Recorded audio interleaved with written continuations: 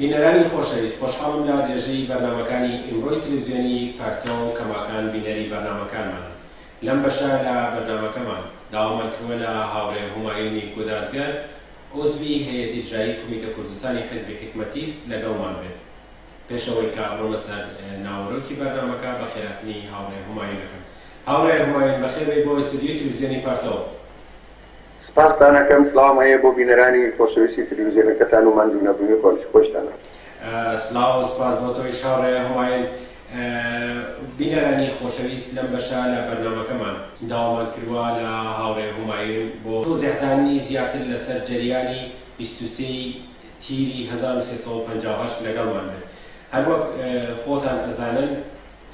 با درێژایی تەمەنی جمهوری ئیسلامی و هاتنە سەرکاری هەوڵی داوە کە بەردەوام تەحریفی هەموو ڕووداوەکان کە بەو شێوەی کە لە بەرژەوەندی خۆیەتی و یەکێک لەو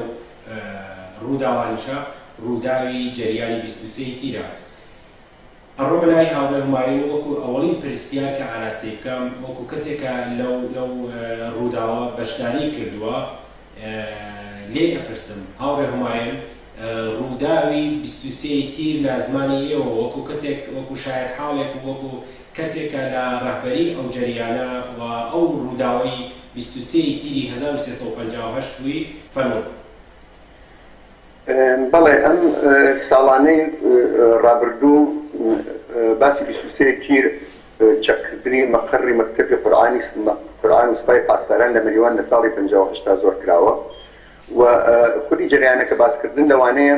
تەواوی بنەڕەت و ڕیشەی کارەکە دەرنەخات. هیوادارم کە لە درێژەی قسە و باسەکەتانە بتوانین بەوەش تۆزی ئیشارە بکەین کە هۆی ئەم جەریانە چی بووە. بەڵام ئەوەی کە هەڵگەڕێتەوە بۆ پرسیارەکەی ئێوە، ڕۆژی 23 تیری 58 خەڵکی مەریوان لەگەڵ نەهادە شۆڕژگێڕەکان دیانەکانی ئەو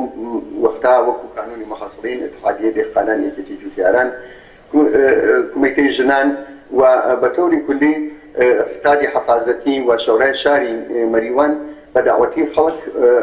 تەظاهراتێکیان ڕێخست بەرەو رادیۆ تەلەڤیزیۆنی مەریوان بە ئاعتراز بە سانسۆر و پێچەوانە لە قەڵەمدانی ئەخبار و جەریانات و وەقایعی ئەو ئانەی کوردستان و بەتایبەت مەریوان لەلایەن رادیۆ تەلەڤیزیۆنی جمهوری ئیسلامیەوە. ئەم تەظاهراتە لە مەرکەزی شاری مەریوانەوە دەستی پێکرد و ڕۆیشت بۆ مەنتەقەیەکە رادیۆ تەلەڤیزیۆنی مەریوانی تیا دایر و مستەقر بوو و خەڵک بە شعاردان دژی رادیۆ تەلەڤیزیۆن داوایان کرد کە خەبەرەکان و ئەو وەقایعەکە لە ئەو وەختا ڕووی ئەدا لە نێو شاری مەریوان و دەوروبەری بە دروست و حسابی منعکس بکاتەوە و وختیان بۆ خەڵک و بە ئیسڵام بۆ خەڵک نەکات و بە پێچەوانە ڕوویدادەکانی ئەو دەورە باس نەکات لە رادیۆ تەلەڤیزیۆنەکەیەوە. ئەوە بوو کە هەزاران کەس لە خەڵکی مەریوان لە شار و دێهات لە ئەو تەظاهراتە بەشدار بوون و شعاریان ئەدا. باش من لەبیر یەکێ لە شعارەکان ئەوە بوو سانسۆر خەفەقان لە دەوڵەتی بازرگان. ئەو ئانە بازرگان نخست وەزیر بوو و هێشتا ئەو بەسەر کارەوە بوو و کولەن ئەو تەظاهراتە بوو ئەوە دەستی پێکرد. بەڵام لە پەنای مەقڕی تەلەڤیزیۆنی مەریوان مەقڕی سوپای پاسداران کە مەقڕی کۆنەی ساواکی زەمانی شابوو لەلایەن مەکتەبی قورئانەوە دامەزرا بوو کە جەماعەتێک چەکداری پیا بوو و ئەو چەکدارانە ئەگەر بکرێ لە درێژەی قسە و باسەکەمانە باسی دێ بکەین، ئەوانە هەموویان تەهدیدێ بوون بۆ سەر خەڵک و بۆ سەر ئەمنیەت و بۆ سەر ماڵ و ژیانی خەڵک و خەڵک خاترەیەکی زۆر ناخۆشیان لە ئەو جەماعەتە بوو کە بەنێو سوپای پاسدارانەوە یا بەنێو مەکتەبی قورئانەوە لەلایەن جەمعێکەوە کە ناسراوە بوون بۆ خەڵکی شاری مەریوان سازمان درابوون و لەو مەقڕا دانرابوون. لە حاڵێکا کە لە خودی مەریوانە ستادی حەفازەتی بوو، نیگابانی ئەدرا، ئەمنیەتی خەڵک ئەپارێزرا، حتا خۆراک و بژیوی خەڵک سازمان درابوو لەلایەن بنکەکانەوە، لەلایەن شۆرای شارەوە، لەلایەن ستادی حەفازەتیەوە. خەڵک ئەوەیان بە زیادی ئەزانی و بە کەوتەیەکیان ئەزانی عەلەی ئەمنیەتی خۆیان. هەر لەبەر ئەوە هەر لەو تەظاهراتە هەمان کات داوایان کرد کە ئەوان ئەو منتەقە چۆڵ بکەن و بێنە ناو خەڵکەوە، چەکەکانیان دابنێن و بێنە دەرەوە، کە لەویان ئەوان بە نزیکبوونەوەی خەڵک لە مەقڕی مەکتەبی قورئان تەقەیان لە خەڵک کرد و لە ئەنجامە تەقە و دەرگیری لەبین خەڵک و ئەو کەسانی کە لەناو مەقڕەکە بوون دەستی پێکرد کە لە ئەنجامدا جەماعەتێک لەوانەی کە لەوێ بوون لە نێو مەقڕی سوپای پاسداران بوون کوژران و هەروەها 3 کەس لە تەظاهر کنەندەکان کاک محەممەدی دەرفید کارگەری مبارزی شارەداری مەریوان، کاک محەممەد ئەمین بالیچی یەکێتی جوتیارانی مەریوان و هەروەها ڕۆتی کۆنەپۆشی کۆمۆنیستی سەرشناس و خۆشناوی منتەقەی مەریوان و چەمی کۆنەپۆشی لەوەی گیانیان لەدەستا. هەروەها کە باسم کرد جەماعەتێکیش لە نێو مەخەڕی سوپای پاسدارانە لە ئەو کەسانێک کە چەکیان بەدەستەوە بوو و هاتنە دەست لە خەڵکەکە لەوێ کوژران و ئەوە بوو بە سەراغازی تەحوڵاتێک لە منتەقەی مەریوان و ئەمانە کە ئەگەر ئێوە کاتان بێ ئەتوانین دوایی ئیشارەی پێ بکەین. بەڵێ هاوڕێ هومایون، ئایا مخالفەتی خەڵک و کۆمەڵگا دژ بە ئەم جەماعەتی مەکتەب قورئان دژایەتی لەسەری دژایەتی لەگەڵ جمهوری ئیسلامی بوو یا ئەوەی کە نا مەجموعە مەسائلێکی قەدیمیتر لە پشتی ئەم دژایەتی و ئەم مۆزوعەوە بووە کە بەئێستا خەڵک لە بەرابەری جەماعەتی مەکتەب قورئان وەستانەوە؟ بە کورتی بڵێم هەردووچی باش بوو ئەم سوالت هاوردە ڕومەیانەوە ئەمە مهمترین بەشی لێبوڕینەوە لە حادثەی 23 تیرە لە مەسەلەی چەکردنی ئەو بنکە بەکرێگیراوانە. واقعیت ئەوەیە کە ئەم قەزیە هەڵەگەڕێتەوە بۆ ساڵانی زۆر پێش لە ئینقلاب، دەورانێک کە خانخانیەکان دەورانێک کە بەگزاوە کۆنەمالکەکان بڕەوبرەویان بوو و بۆ خۆیان لەسەر خەڵکی هەژار و فەقیر لە ئەو منتەقەیە خەریکی حکومڕانی و حکومڕەوایی بوو. دوای ئەوە مبارزاتێکی وەسیع لە منتەقەی مەریوانە لە نێو جوتیاران و خەڵکی زەحمەتکێشە بەرامبەر بەوانە دەستی پێ کرد. بەتایبەت لەو وەختەوە کە ئەو ئیسلاحات ئەرزی کراوە ئەوان تا ئەنازەیەک زەعیف بوون مبارزاتێکی وەسیعتر لەلایەن خەڵکەوە دەستی پێ کرد کە لەم دەرفەتە کورتە ئەتوانن بە مبارزاتی خەڵکی بێلوو، خەڵکی تاسێران، خەڵکی نژمار و سەرنژمار و هەروەها مبارزاتێک تر کە خەڵکی تر لە ناوچەکانی ترا بوویان ئیشارە بکەم. لە ئەم وەضعیەتە کۆمەڵایەتیە لە ئەو وەختە بەرامبەرکیەک لە بین کۆنەمالکان و بە تەوری کولی زۆرداران لەلایەک و خەڵکی زەحمەتکێش لە ناوچەی مەریوان دەستی پێ کرد کە پاڵپشتی ئەم خەڵکی زەحمەتکێشە و ئەم جوڵانەوە بەرامبەر بە مالکان و زۆرداران بەتایبەت ڕۆشنفکران و معلمینی ئەو کات قشرێکی زۆر وەسیع بوون کە جزوی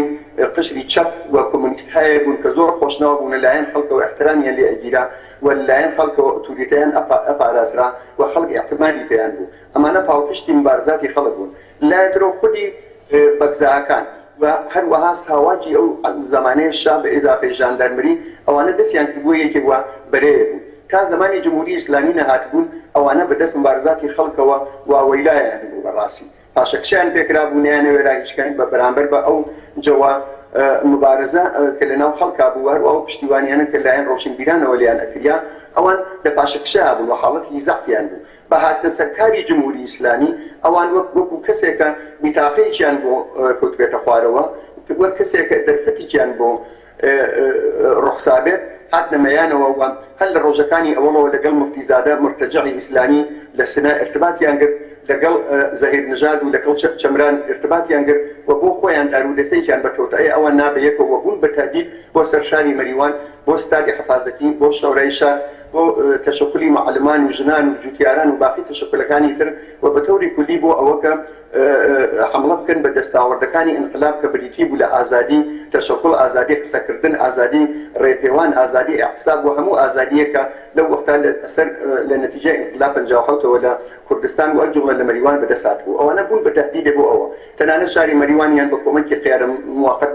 محاصرە کرد، تەنانەت ئەسلحەیان لە منطقەی سەرشیوی مەریوانەوە لەلایەن دانێت ئاغا کۆنە بەگەکانی مەشهوری ناوچەی مەریوانەوە بە ناو حەمەخانی کانیسانانی لە سەرشیوی سەخزێ ئەسلحەیان لە بین جەماعەتێک لە خەڵکی هەژار و فەقیر و بە ئیسلاح کەم ئاگا بڵاو کردەوە و گەریکیان بوو دەسە و دایرە ڕێبخەن و مسەڵحانە بێنە سەر شاری مەریوان. ئەمانە دوو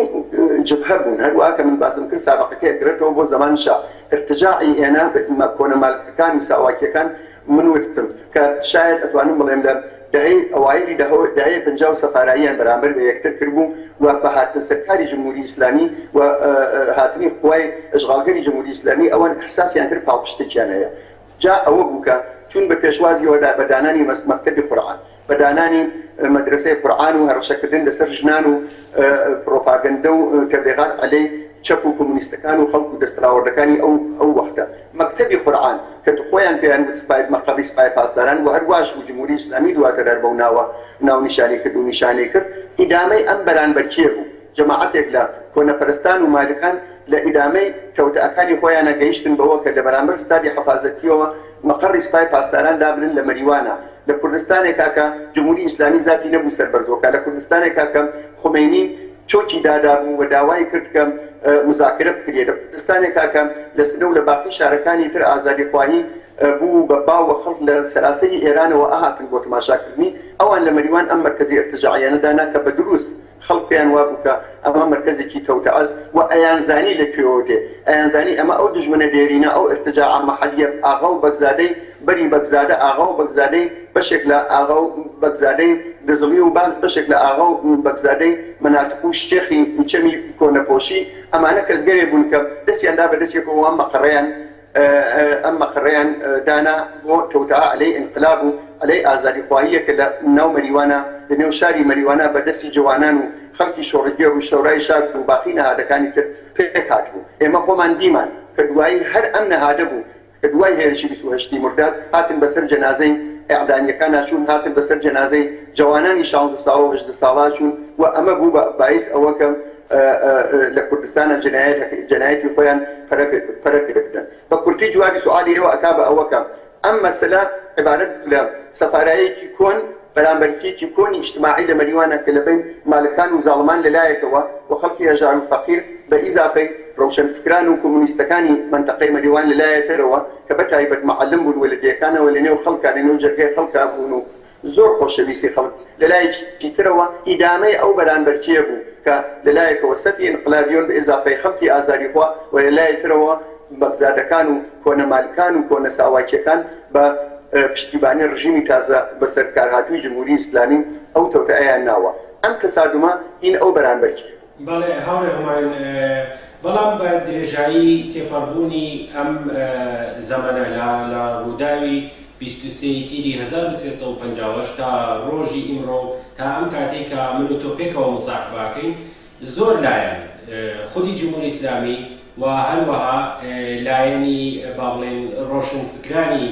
داخلی مەجاز ئەوانەی کە لە حاضرە لە داخلی ئێرانەوە یا جەمعێک لەوانەی کە بە حساب غیرە مەجاز و لە دەروی ئێران هەوڵیان لە تەحریفی ئەم تاریخەداوە و بەتایبەت ڕووداوی 23 تیری 1350 مەریوان هۆکارەکەی چییە و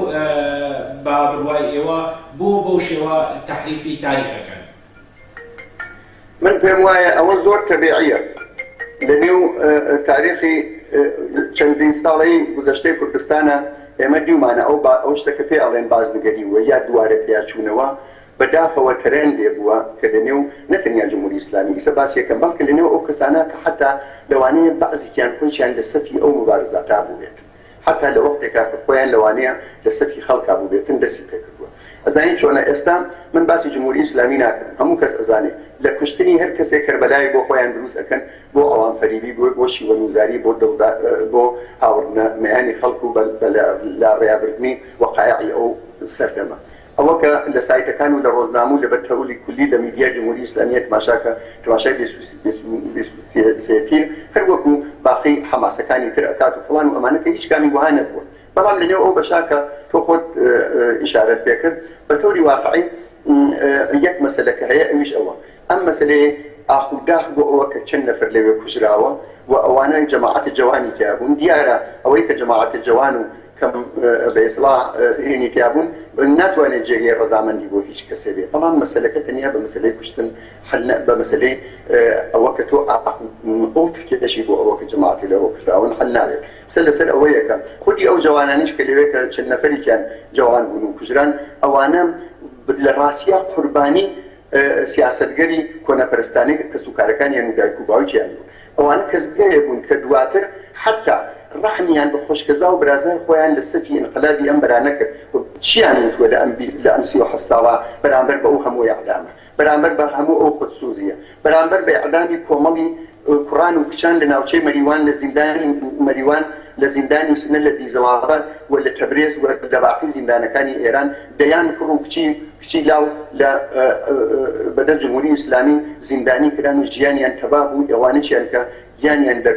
گیانی ساقیان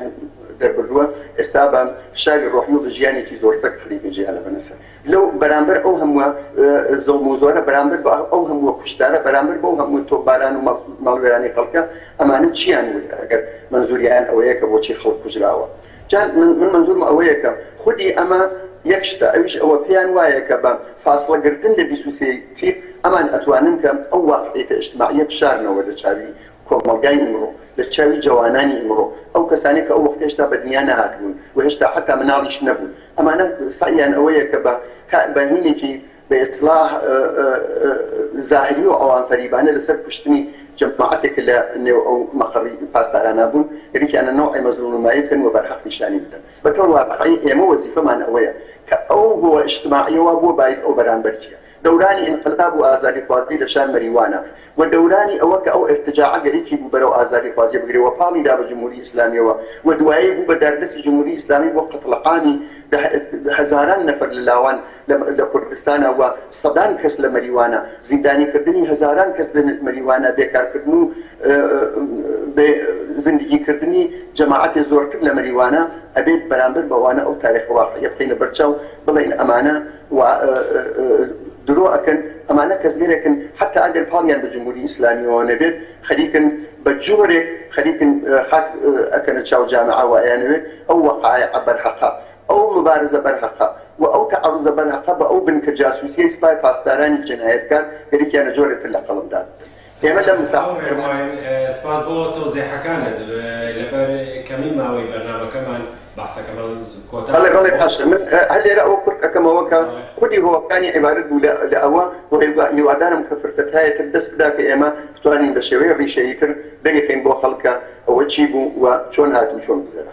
حتمما ئەوە ئەگەر مەجال ببێت بەگوێری مەجال لە بەرنامەکانی داهاتوە داواتان لێکن لە درێژەی ئەم بابەتە و ڕووداوەکانی تر حتمما زیاتر بدوێن بەڵام وەکو دوایین قسە لە سەردەمی ڕووداوی 1350 23 تیری 1350 هوماینی گودازگەر پێم وابێ تەمەنی 25-26 ساڵ بووە و بەرحەڵ تێگرای ڕەفیق و دۆستان و هاوتەمەنەکانی خۆیان توانیان ئەو مێژوە بخولقێنن و ڕووداوی 23 تیر وەک مێژوویەک بچەسپێنن پێم خۆشە پەیامی هوماینی گودازگەر وەکو ڕەهبەرێک لە ڕەهبەرانی حادثەی 23 تیر ڕوو بە جوانانی ئیمڕۆ ڕوو بە ئەو کەسانەی کە هاوتەمەنی ئەو سەردەمەی ئێوە یا جوانترن و بەرحاڵ بەرامبەر بە ئەم سیستەما ئەیانەوێ کارێک بکەن ئەیانەوێ جوڵانێک بکەن پەیامی هوماینی گودازگەر واقعیت ئەوەیە کە خودی 23 تیر واقعەیەکی بەرحەق بوو تعەڕوزێکی بەرحەق بوو شتێکی دروست بوو قابل دفاعە تا وەختێک کە جمهوری ئیسلامی هەیە تازە دوای ڕوخانی جمهوری ئیسلامی بەرحەقبوونەکەی لە زوانی ئەو کەسانەوە کە بەشدار بوون یا ئەتوانێت زیاتر دەرکەوێت من باسی ئەوەم کرد کە خودی مبارزەیەکی اجتماعی لە ئارا بوو ئەو وەختە و لە مەتنی ئەو مبارزە اجتماعیا بوو کە ئەو تعەڕوزە بە جمهوری ئیسلامی کرا ئێستاش جوانان ئەبێ بە نظر من لە وەزعیەتێکی مشابهی ئەو وەختە لە وەزعیەتی کە عادڵخوایەکی مناسبە ئەبێ هەر ئەو کارە بکەن ئەبێ بنکەکانی جمهوری ئیسلامی هەڵپێچن هیچ ڕێگەیەتر بۆ سەرنگونکردنی جمهوری ئیسلامی و کێشانی نەفەرسی ڕاحەت لەلایەن کۆمەڵانی خەڵکی هەژار و زەحمەتکێشەوە لە کوردستانە نییە بێژگە جگە لە سەرنگونی جمهوری ئیسلامی هیچ ڕێگە حەلێتر نییە جا تعەڕوز بە بنکەکان و مەقەڕەکانی جمهوری ئیسلامی لە تعادڵخوایە کەتیە خەڵک وریان بەرزە جنبشهای اجتماعی وەکو ئەو دەورانە لە بازاڕان قدرەتیان بەدەستەوەیە و لە وەزنن لە جامعە لەو وەختە تەبیعەتەن من بۆ جوانانی ئیسا بۆ ئەو کەسانەیە کە ئێستا خۆیان بە ئازادیخوا و مبارز ئەزانن و جمهوری ئیسلامی بە کۆس بزانن لەبەر ڕەفاه و سەعادەتی جامعە 100% ئەوە پێشنهاد دەکەم کە هەر ئەو ڕێگە بڕۆن کە ئێمە 37 ساڵ لەمەوە بەڕۆشتین و یەک زەڕە درەنگ نەکەن لە ئەوەکە مەقەڕاتی جمهوری ئیسلامی هەڵپێچن ولی هەروەها عەرزم کرد ئەوە خۆی شرایطێکی ئەوێ کە عیبارەتە لەو شرایطە اجتماعیە کە لە ساڵ 58 لە کوردستانە وجودی بوو بەرامبەرکیە کە خەڵک خەریک بوون ملیان سەریان هەنا بەسەر جمهوری ئیسلامی و ململانیان لەگەڵ جمهوری ئیسلامی ئاکرد ئەبێ ئەو شرایطە بۆ خەڵقی و دیارە لە ئەو شرایطە ئەبێ ئەم کارە بکرێت و خەڵکی مبارز و ئازادیخوا و جوانان خۆڵی لێ هەڵمانن ماڵن بۆ تکرارکردنەوەی ئەو 23 تیرانە سپاس بۆ تۆ هاوڕێ هوماین بەوەی کە لەم بەشە لە بەرنامەکان لەگەڵمان بوویت